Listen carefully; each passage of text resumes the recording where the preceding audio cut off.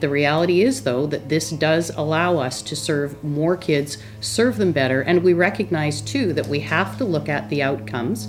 And when it comes to what was occurring with EIBI, we were not seeing any appreciable improvement in the outcomes for those kids. Has EIBI been a failed program that you've been spending $5 million a year on it for apparently no appreciable difference in outcomes? Has that been a waste of money? No appreciable difference in outcomes from the other way in which we provide funding. I don't think that means it's been a failure. We've tried to look at what programs we can develop. That was developed early on, and the science around autism is consistently changing.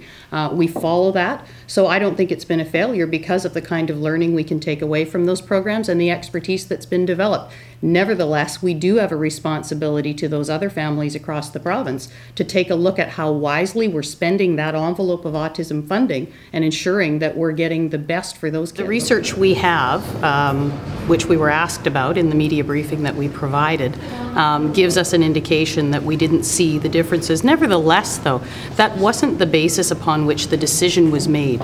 The basis upon which the decision was made was to provide greater access, or greater equity, better access, and increased funding to hundreds of parents with autistic children around the province.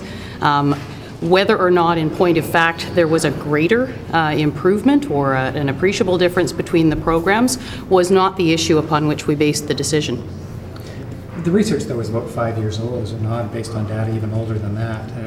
How fair is it to cite that as a... Well, and we didn't cite it as a reason for the decision. You'll recall from the briefing that we were asked about any research that we had with respect to the program, and we provided that.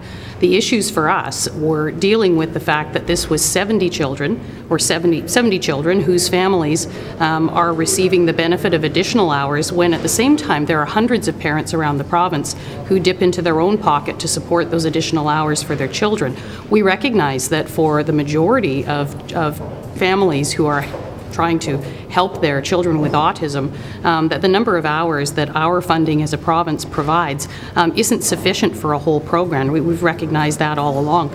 So the reality is, and I mentioned this at the briefing as well, that parents around this province, hundreds of them, more than 800 in fact, are already dipping into their own pocket in order to supplement the hours that come with $20,000 or what will be increased to $22,000. So this is an issue of equity and it's an issue of access. Did you speak to Pat Miranda, the author of that study on the early intervention program, before making the cutback?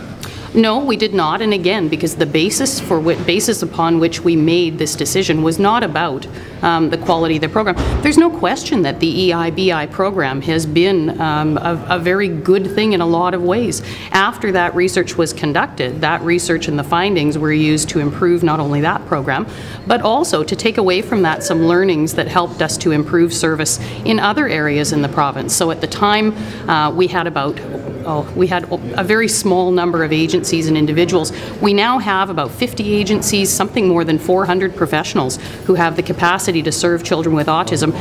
That's a result of some of the work that was done with the EIBI. So there's no question it was a quality program. We responded to the question about research because we were asked if there was some. Do you have any advice for those parents who are no longer going to be able to send their children to this program?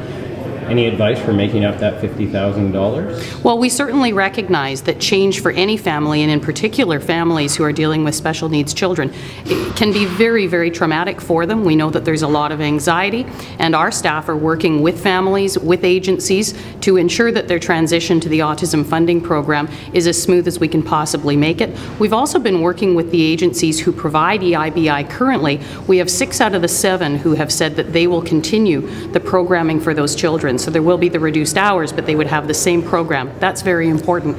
Nevertheless, this comes down to a decision we've made based on the fact that we have parents across the province who already dip into their pocket to supplement the hours for their children to try and raise the number. So we made a decision that I stand by that says that we ought to be providing that equitably around the province and not simply singling out a small number of families who will receive that benefit. Thank you. Last question, please. I think you were asked this at the briefing as well. Isn't it true then that we're sort of moved to a system where if you're rich, you're getting the intervention you need for your kid, as opposed to if you can't afford to dip into your own pocket to supplement.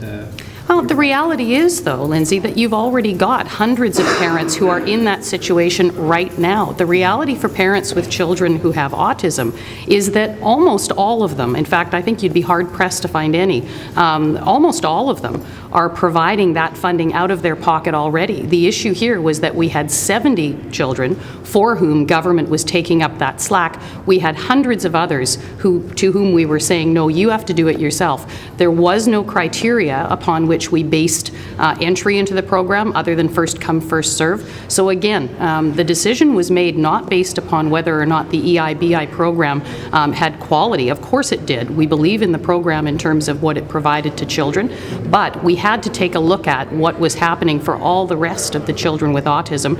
We decided to base this on equity and access. Thank you. Thanks. Thanks.